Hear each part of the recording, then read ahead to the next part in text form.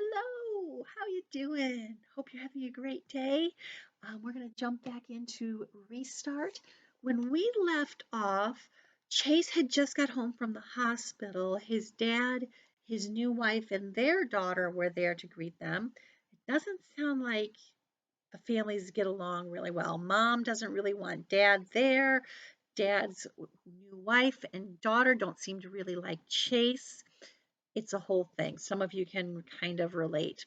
Anyway, so picking up where we left off. Although I'm meeting them for the first time, I have to remind myself they already know me. For some reason, they don't seem to like me very much. Corinne hangs back, and the little kid stays firmly attached to her mom's skirt. They look at me like I'm a time bomb about to go off in their faces. What did I ever do to them? My father seems to be settling in for a long visit, but Mom's having none of that. He has to rest, Frank. Doctor's orders. What? He's chopping wood? He's resting. Alone in his room where it's quiet. Ants at a picnic. That's what you are. He hugs me again, squeezing slightly less this time. Great to have you back, champ. Sorry it couldn't be more of a celebration, but Nurse Killjoy over there. He inclines his head in my mother's direction. I stick up for her a little. She's right about the doctor. He said I have to take it easy because of my concussion. Concussions, he snorts. When I played football, I got my conch bonked plenty of times. You rub a little dirt on it and you're good. Corinne appears at her husband's elbow.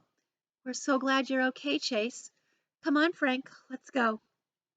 I feel like I have to fill the hostile silence that follows, so I lean down to my kid sister. That's a nice doll you've got there. What's her name? She shrinks back like I'm about to eat her. Eventually, Dad's gone, taking Corinne and Helene with them. Johnny goes out to meet some friends, and Mom orders me upstairs to get a head start on the relaxation that's almost caused a civil war. She has to show me which room is mine because I don't remember any of it. Not the wooden staircase with the faded floral runner up the center, not the narrow hallway with the low ceiling, not the wooden door with the crack down the center panel. My mother sees me evaluating the damage and is momentarily surprised by my surprise. Then she tries to explain it away. That's probably my fault. I always let you and your friends play sports in the house. You're way too big for that now. Or the house is too small. Which sports? I ask.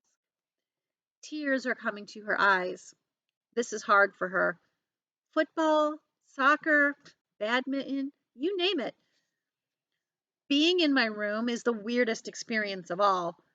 It's my room. There's no question about it.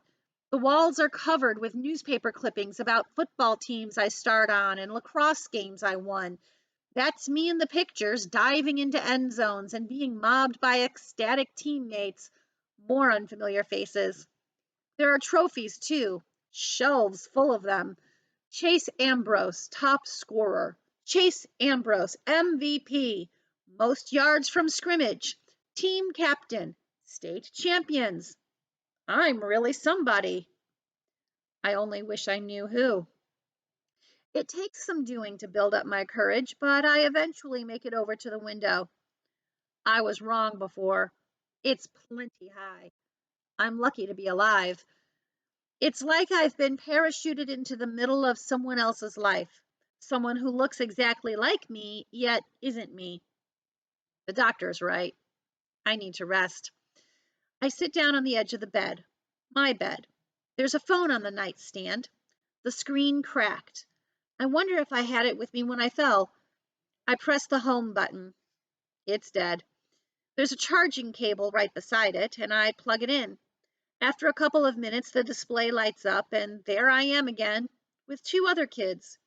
Complete strangers, although you can tell from the pose that the three of us are close friends. It's a selfie, with the kid on my right as the photographer.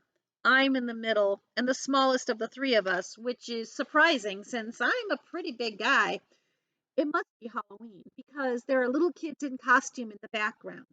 I'm wielding a baseball bat, holding it high. Hanging off the tip is a mangled, ruined jack-o'-lantern. The screen goes dark, and I press the button again. The image of the triumphant pumpkin bashers reappear. I can't take my eyes off it. All three of us wear wild, gleeful, unholy cake-eating grins. What kind of person am I? That's an interesting question to ask yourself. Most of us have a pretty good handle about what kind of person we are, or we're at least trying to work it out. He doesn't have a clue. Interesting. Okay, chapter 2 is from another character's perspective. Her name is Shoshana Weber. We will meet her next time. Have a great day, everyone. Stay safe and healthy. Be kind to one another. Bye.